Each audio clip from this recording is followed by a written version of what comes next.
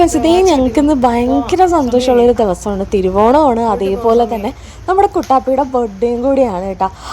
അപ്പോൾ രാവിലെ തന്നെ അവനെ വിളിച്ചെണീപ്പിച്ചിട്ട് നാട്ടിൽ പോവാണ്. ഈ വാച്ചൊക്കെ കെട്ടി വായോ, ഇന്നലെ എന്നെ പറഞ്ഞില്ലേ നേരത്തെ പോകണമെന്നൊക്കെ പറഞ്ഞപ്പോൾ ചെക്കൻ ചാടി എണീറ്റിട്ട് സംഭവം വാച്ചൊക്കെ കെട്ടുകയാണ്. അവൻ എന്താണോ ഒരു പിടി കിട്ടിയിട്ടില്ല ശരിക്കും പറഞ്ഞു കഴിഞ്ഞാൽ. അത് കഴിഞ്ഞ് അതേ ചെക്കനെ കൊണ്ട് താഴേക്ക് ഇറങ്ങുന്നുണ്ട്. അപ്പോൾ അവ ഇറങ്ങി വരുമ്പം തന്നെ മറ്റേ പൊട്ടിക്കണ ഒരു സംഭവമില്ല, അത് പൊട്ടിക്കാൻ വേണ്ടിയിട്ട് പറഞ്ഞ് സെറ്റാക്കിയിട്ടുണ്ട്.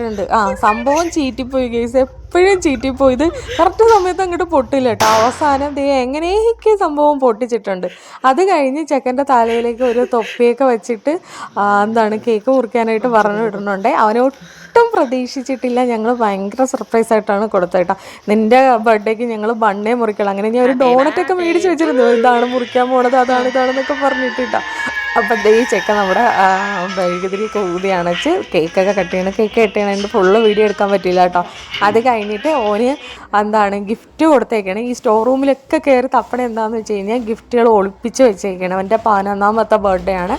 അപ്പോൾ 11 ഗിഫ്റ്റ് കൊടുക്കുന്നുണ്ട് കേട്ടോ. എല്ലാം അവന് ആവശ്യമുള്ള ഗിഫ്റ്റുകളാണ്. മീൻസ് ഈ പഠിക്കുന്നതിൻ്റെ ഒക്കെ ആവശ്യമുള്ള പേന, അങ്ങനെയുള്ള ചെറിയ ചെറിയ ഗിഫ്റ്റുകളാണ്. പിന്നെ ബൂട്ട്, അവൻ ഫുട്ബോൾ കളിക്കാൻ പോകുന്നുണ്ടല്ലോ, അപ്പോൾ ആ ബൂട്ട് അങ്ങനെയൊക്കെ. പിന്നെ അത് കഴിഞ്ഞ് രാവിലെ തിരുവോണമാണ്, അത്തമൊക്കെ ഇട്ട് എല്ലാവരും ഫുള്ള് ഹാപ്പി ആയിരുന്നു കേട്ടോ. നല്ല പൂവ് കിട്ടിയില്ല മേടിക്കുക, അത് കാരണം കുറഞ്ഞു പോയിട്ട്. എന്നാലും ചെറിയ അത്തമാണെങ്കിലും അടിപൊളിയായിരുന്നു. അപ്പോൾ ഇന്നത്തെ വിശേഷത്തിൽ ടാറ്റ ബൈ.